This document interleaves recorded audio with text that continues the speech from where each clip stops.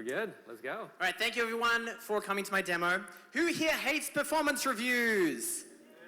Yay, boo. Yeah, performance reviews are terrible. If you've ever been a developer, a manager, a CTO, a founder, performance reviews are horrible, mostly in larger companies. So what we've done is we've automated performance reviews. That means we process all the information you usually would as a manager. We automate all of that, both on the productivity side and engagement side. I'm going to give you a demo today on the productivity side. So on the productivity side, what we do is we process all of your code commits. So we look at every file change, we process it through LLM pipeline, and we do a review, like a manual reviewer would. So if you imagine, like, best case today, if you really wanted to know what someone was doing, you take their code to another developer and you say, hey, how long would this take if you had to build this, if you had to write this code? So we think about complexity, novelty, quality, we wrap it up, we simplify it, we put it into one score, and we boo stack rank developers. Except that every team, every high-performing team stack ranks developers. We just make it easier for you. So we give you a score. In fact, there's a massive study out at Stanford right now, 50,000 developers. They process code to look at relative performance.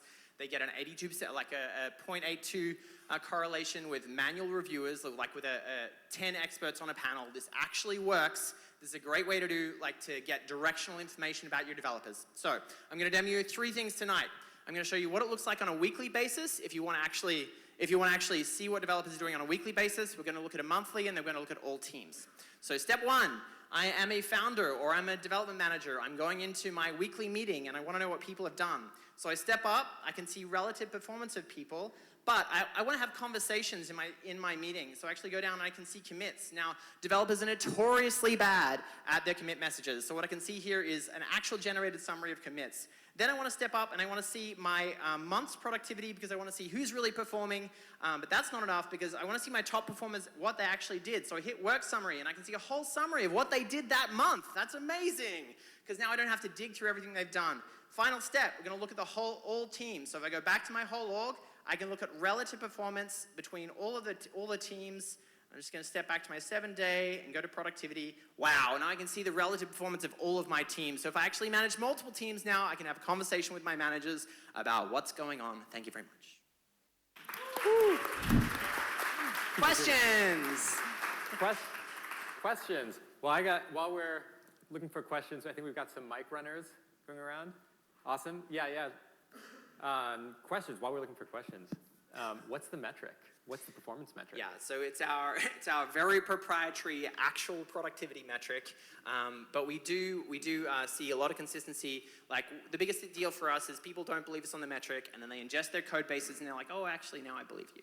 Like you look at the summary, you look at the scoring, relative scoring between different commits, between different developers, and when you dig into it, it feels real. So we've done a lot of work on our pipeline to get a really accurate score. The best way to think about it is developer minutes. Like the Mythical Man month, we have mythical developer minutes. So yeah. Is it actionable? It's directional. So what happens is if I'm looking at a quarterly review, I go, oh, I need to have a conversation with this person. Like they're a top performer, I want to keep them, I want to pay them more. And this has actually happened. Like our customers right now, one of them has given a promotion. So CTO was the customer, brought us in.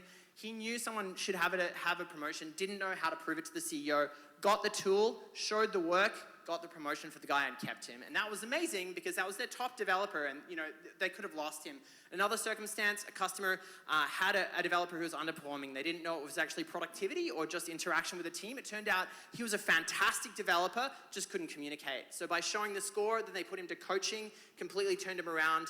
Went from a firing situation to a great performer situation. So. What do you do to prevent this from being dystopian?